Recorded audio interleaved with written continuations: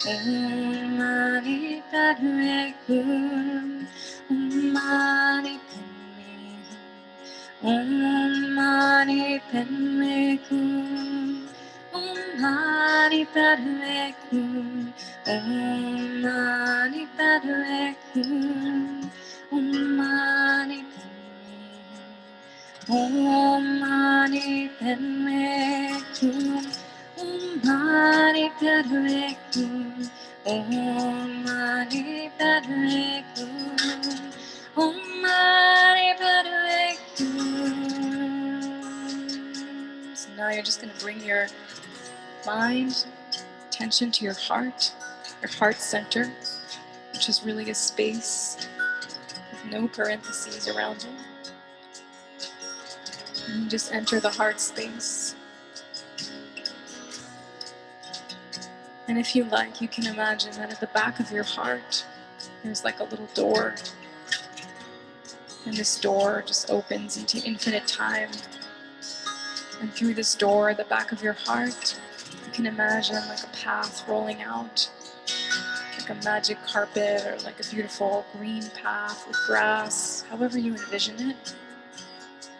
This path is expanding from behind your heart into infinite time, rolling out all of the experiences that have happened in your life to get you to this moment, in this lifetime or any others. And you're just going to imagine it. You may have certain images or feelings, or you may just have a feeling of this life, all the moments that have made up this life up until this very moment.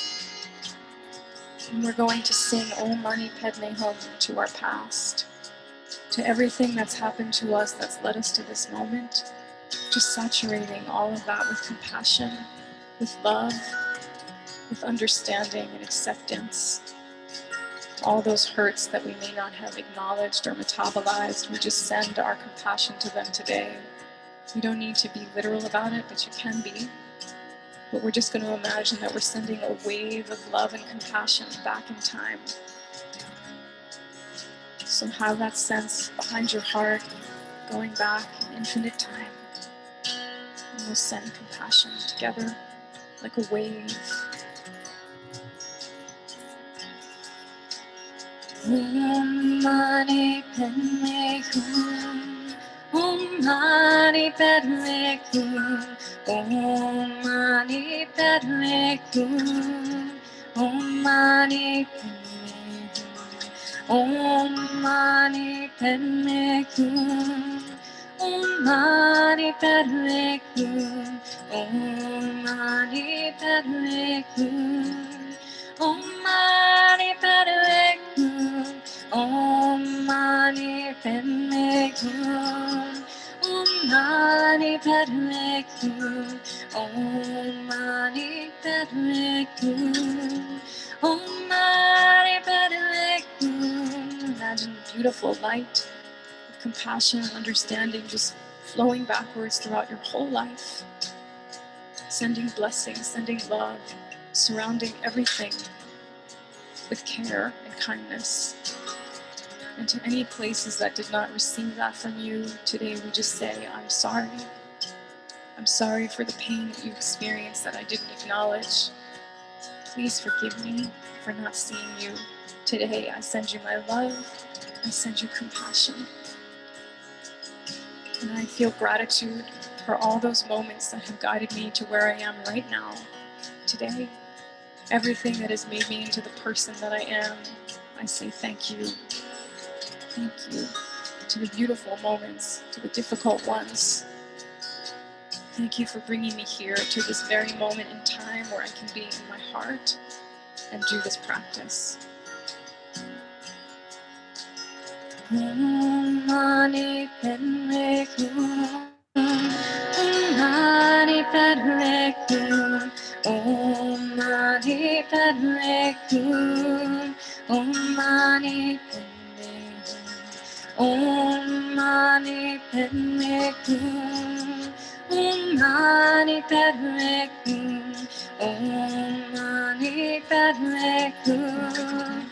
Om Mani Padme Hum. So So just imagine your past saturated with this light, and then bring your awareness back to the center of your heart, moving forward in time. And imagine that that door to the past is closing, feeling lighter, freer, with love behind you, resting in the center of your heart.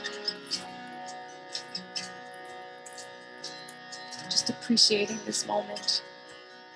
And then you're going to imagine a door at the front of your heart, this door to the future, to everything that comes from this moment forward.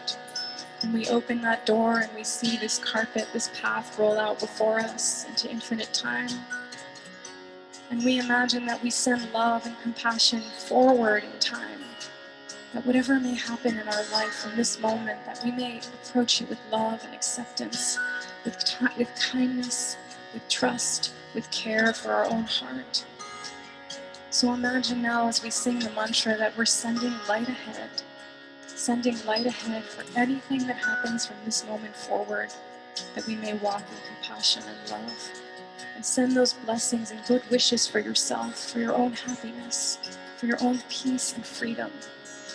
We all have that birthright to have that wish for ourselves. So send that wish forward. Send that compassion forward in time.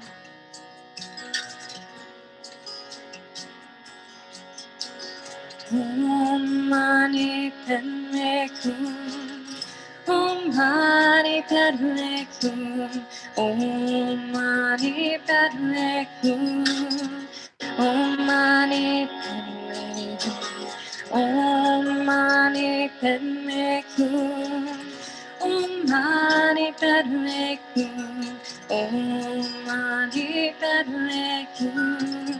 Om Mani Padme Hum. Om Mani Padme Hum. Om Mani Padme Hum. Om Mani Padme Hum. Om Mani Padme Hum. See this light going forward in time, into infinite time of your so-called future. Sending blessings ahead, sending light for your happiness, for peace, that you may be gentle with your heart, that you may speak kind words to yourself, and that you may trust yourself. Honor your voice, honor your truth. Never make yourself small again. Let yourself shine, let yourself be here. You belong on this earth, so take up your space, claim your space, and love the being that you are. We send that prayer forward in time. Om Mani Padme Hum. Om Mani Padme Hum. Om Mani Padme Hum. Om Mani Padme Hum. Om Mani Padme Hum. Om Mani Padme Hum. Om Mani Padme Hum. Om Mani Padme Hum. Now allow that light to come forward and back to your heart, that carpet, that path is curling up and coming back to center of your heart. Both past and future have light ahead and light behind. You can feel that, you can sense that, and return to the center of your heart, to this moment. The liminal space between past and future, this place of possibility in the present moment, where everything is possible. And right now, in this moment, we're just going to sing Om Mani Padme Hum to ourselves in this moment. May I be happy. May I be peaceful. May I love and respect myself and everything that has gotten me to this moment in time. May I just bow down to the wisdom of my heart. Om Mani Padme Hum. Om Mani Padme Hum. Om Mani Padme Hum. Om Mani Padme Hum. Om Mani Padme Hum. Om Mani Padme Hum. Om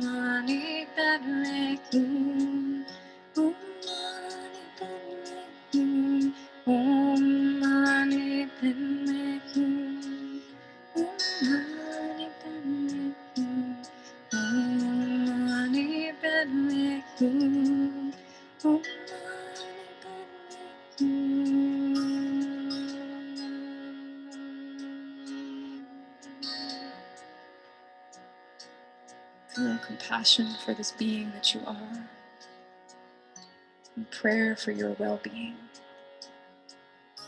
We're all unfinished, and yet we're all complete at the same time. How is that possible? Our mind will never know, but our heart understands. So let's embrace that unfinished, incomplete, and that whole perfection.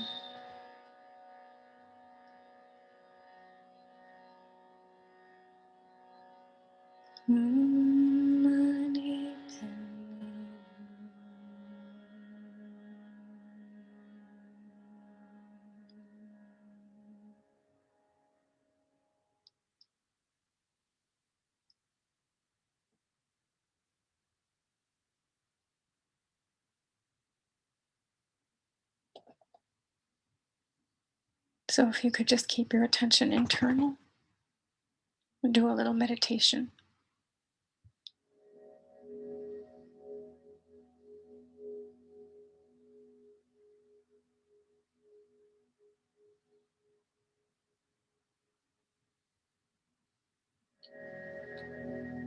Compassion ahead, compassion behind. Extending that love to all the liminal periods of our lives, the unknown, those times when we experience a rupture of our sense of self. We're in the desert.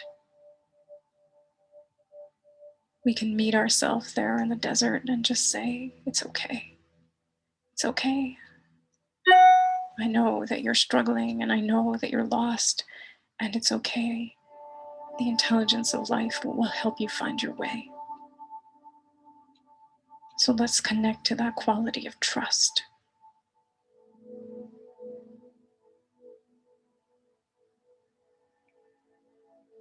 We may think, I don't know how to trust. I'm not good at trusting.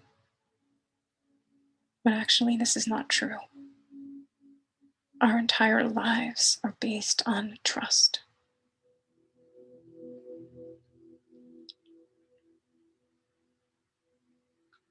When we drive or get on an airplane, we trust that we're going to arrive at our destination. When we go to sleep at night, we trust that we'll awake in the morning. When we eat food, we trust that our body will digest it.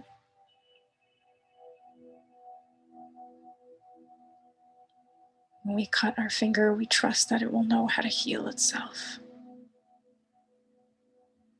We live and breathe in trust, actually. That trust in something we can't explain, like the intelligence of life, the power that makes the fruit ripen on the trees, that rotates the earth, that makes our hair grow, this power.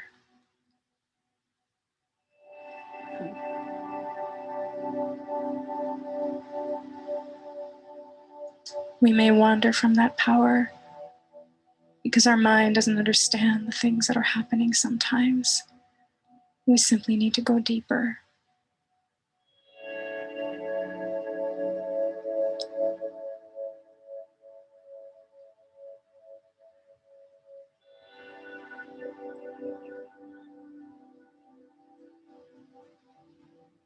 Trust this liminal space.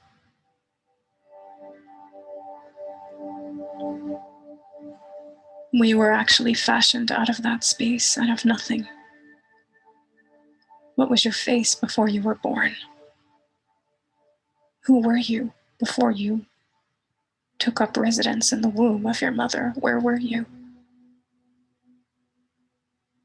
We were in the space, in the Bardo, and yet some power fashioned us into this being. Why would that power abandon us now?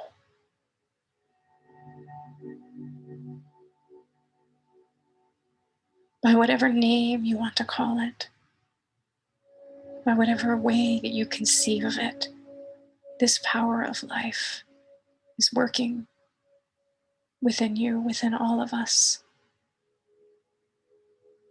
And it will never abandon us.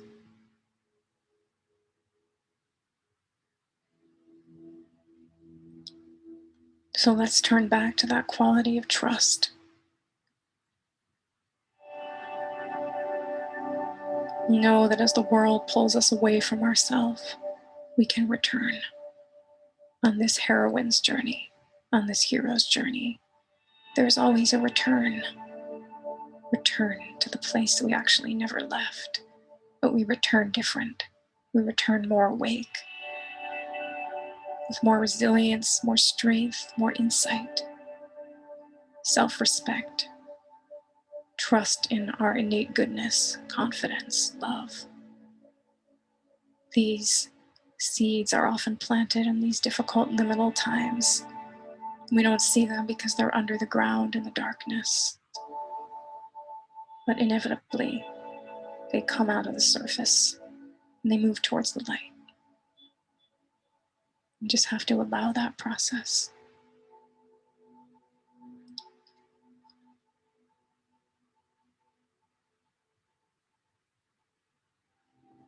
This is a beautiful little poem that speaks to what I'm sharing by Macrina Wiederkert.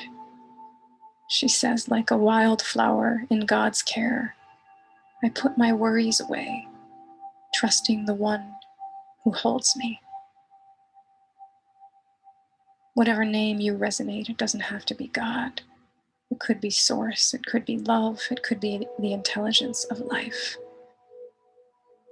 Like a wildflower in God's care, I put my worries away, trusting the one who holds me.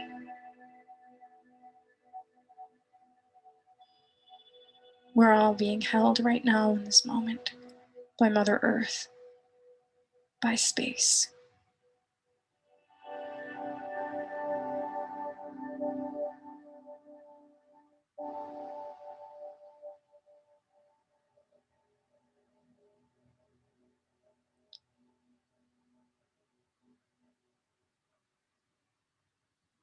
As we stand at the threshold, not knowing which port we're going to arrive at and when, we have to just keep returning back to that deep inner trust. Not in something outside of us, but in something deeply inside of us that the world would have us wander from. We can return to that.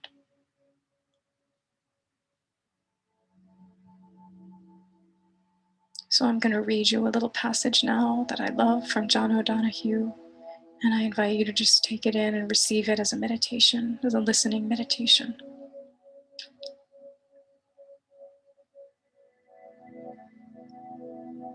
To change is one of the great dreams of every heart. To change the limitations, the sameness, the banality, or the pain. So often we look back on patterns of behavior, the kind of decisions we make repeatedly and that have failed to serve us well. And we aim for a new and more successful path or way of living. But change is difficult for us. So often we opt to continue the old pattern rather than risking the danger of difference. We are also often surprised by change that seems to arrive out of nowhere. We find ourselves crossing some new threshold we had never anticipated, like spring secretly at work within the heart of winter. Below the surface of our lives, huge changes are in fermentation. We never suspect a thing.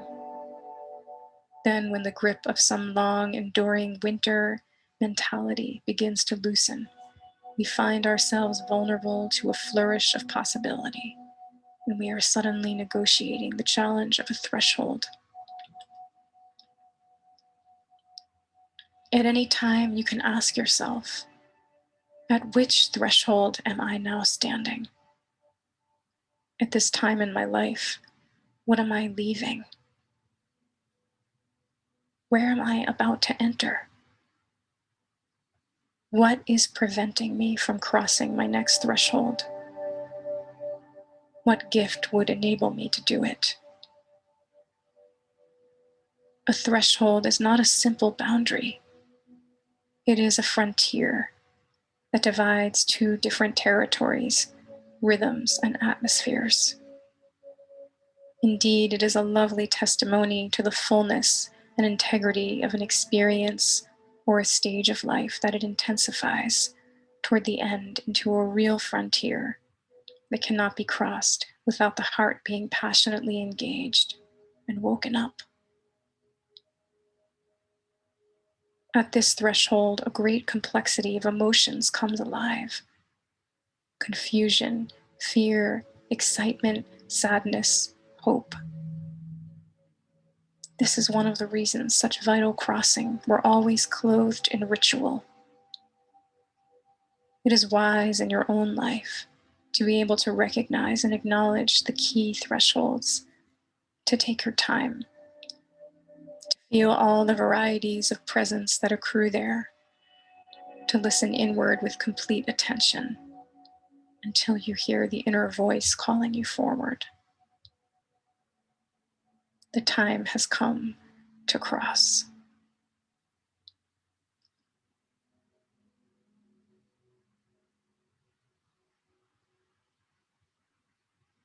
What threshold are you at? Where are you leaving? Where are you entering? What's preventing you from crossing that threshold? What gift would help you do it? Let those questions just be there, planted like little seeds of light in your heart. And we water those seeds with trust,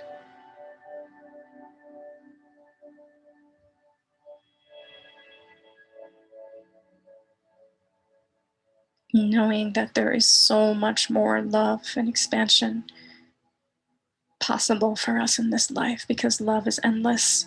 It has no beginning and no end.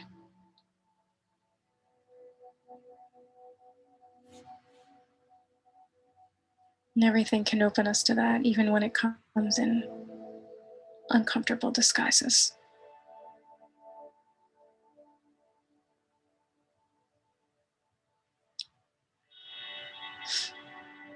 Like a wildflower in God's care, I put my worries away, trusting the one who holds me. Just breathe that into every cell, whatever it means to you. Accepting where you are in this moment, needing to change nothing. And feeling a sense that all is okay as it is in this moment, just right in this very moment.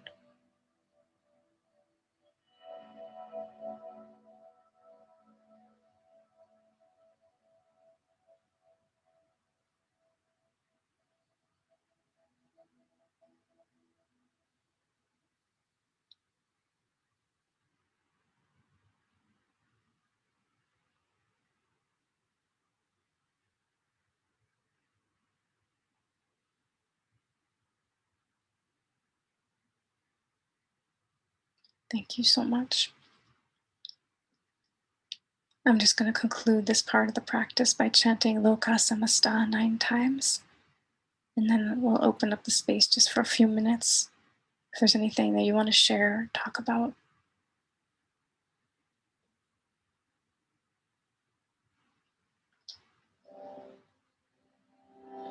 Loka samasta sukino bhavantu. May all beings everywhere be peaceful and happy, including myself.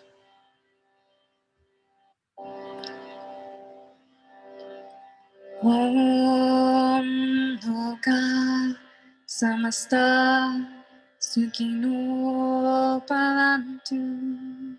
Loka samasta sukino bhavantu. Loka samasta sukino bhavantu. Loka samasta sukino bhavantu. Loka samasta sukino bhavantu. Loka samasta sukino bhavantu. Loka samasta sukino bhavantu. Loka samasta sukino bhavantu. Loka samasta sukino bhavantu. Om Shanti Shanti Shanti. Om Shri Gurubhyo Namaha. Hari Om.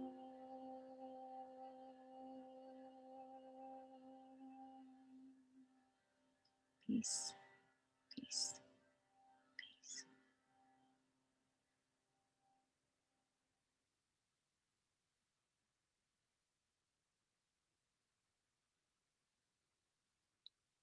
Thank you so much. One thing I just want to say is that, when we go through these difficult times, these liminal times, it's so important to let ourselves know that we haven't done anything wrong.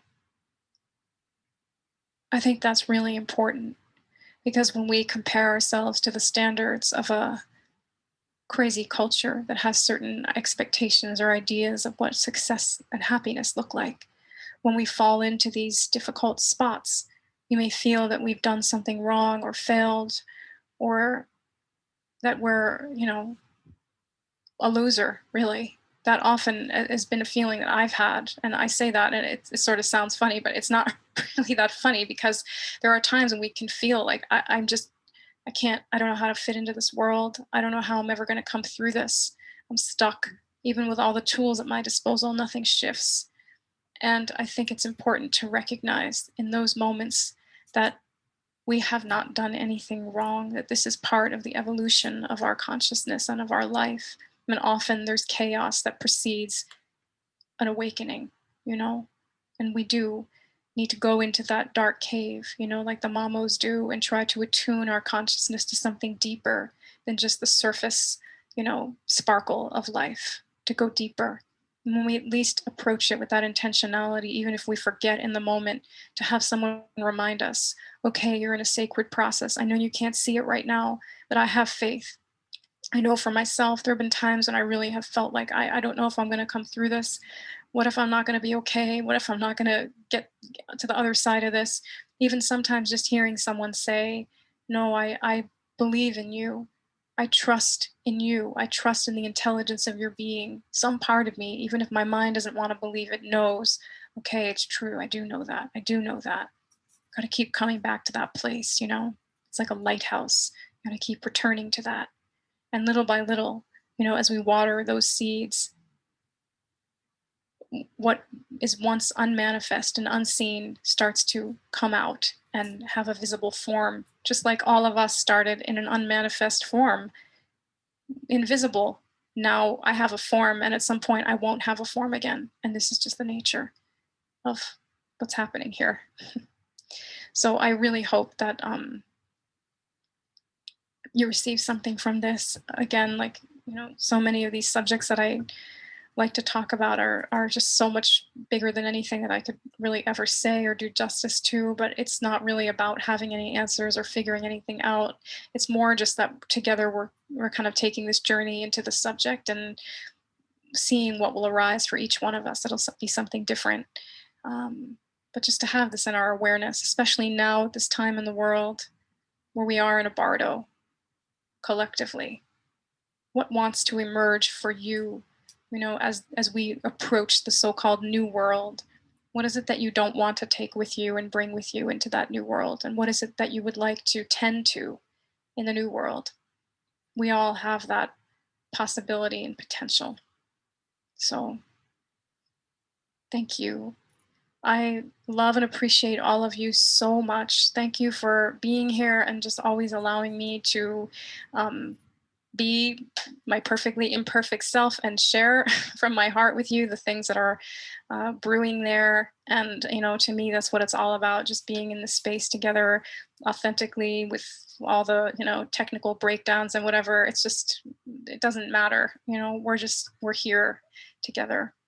So, I have another live session scheduled for the summer solstice, which is a water ritual that I'm sure some of you have done with me. Um, and I'm not sure if I'll do one in between then, but um, I might do like a question and answer maybe, if that would be of interest to any of you. Just a space, because I feel like usually when I do these lives, I have like a theme and I'm trying to get through the program. And so I'm not always able to really connect with you and read all of your comments. And I really want to um, connect with you and just hear what you have to say. And yeah, I just really value you and want to have a conversation. So, okay. All right. Thank you so much for that. Yes, winter solstice down there, or when summer solstice up here.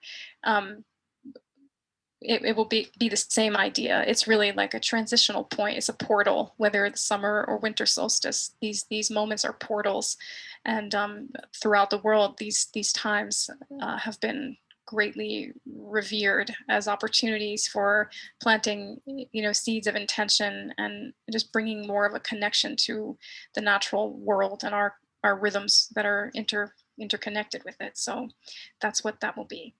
I'm a winner. Thank you, Karen. I have a circle, yes.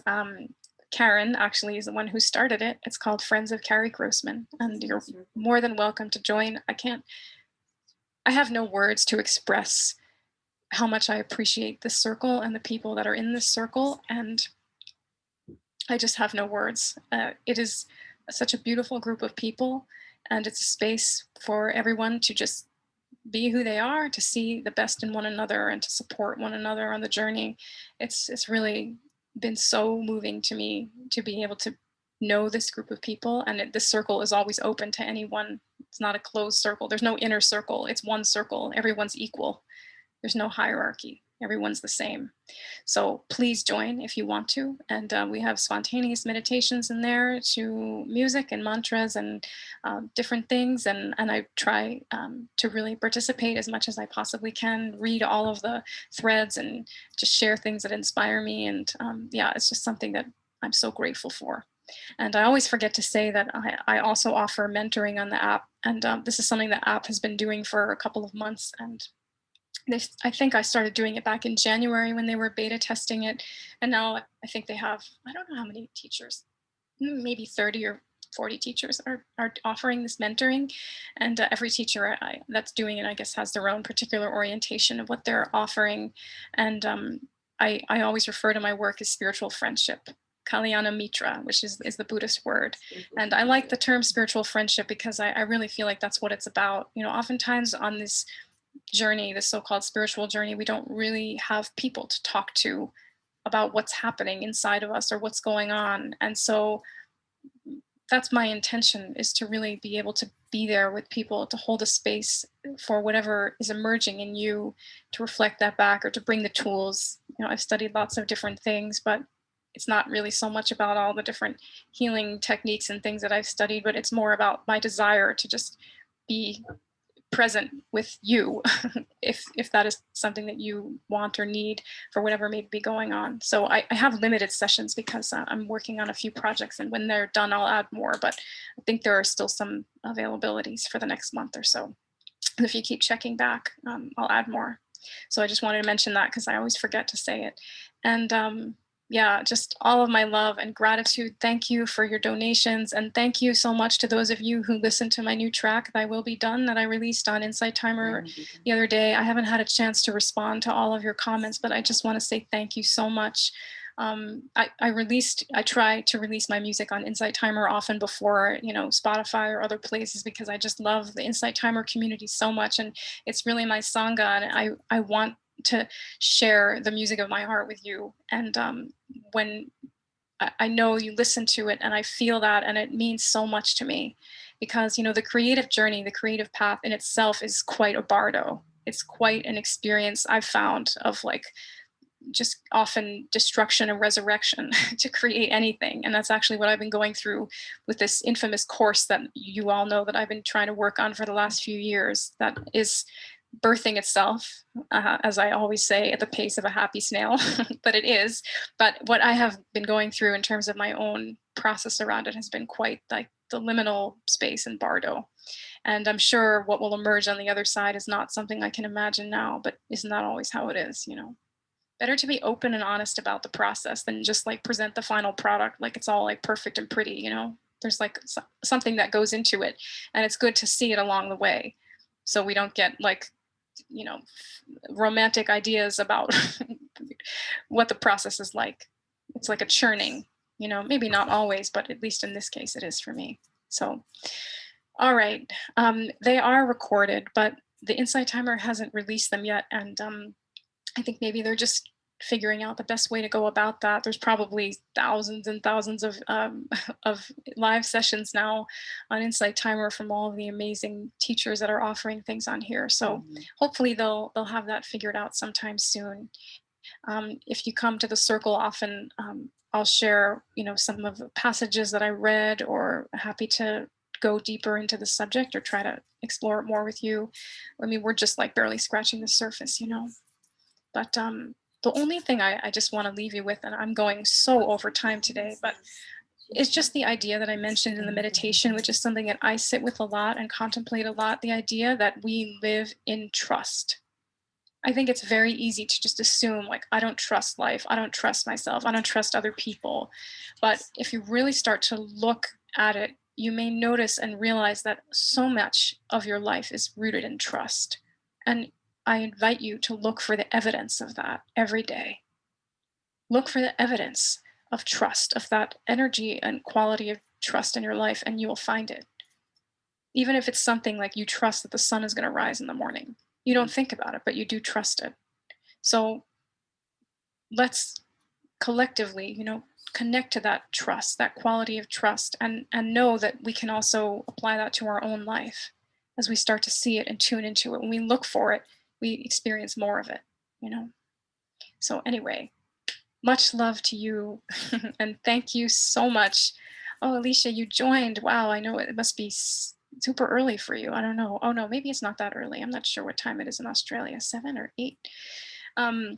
Let life love you. Yeah, that's it. Exactly. Oh, thank you so, so much. Okay, 7:35. Thank you, Pixie. It's just so fantastic that we're all here from all over the world. I just can't get over it. All right, I've gone on too long. Much love to you, and I'll see you sometime soon, I hope. Okay. Love you too, Natasha.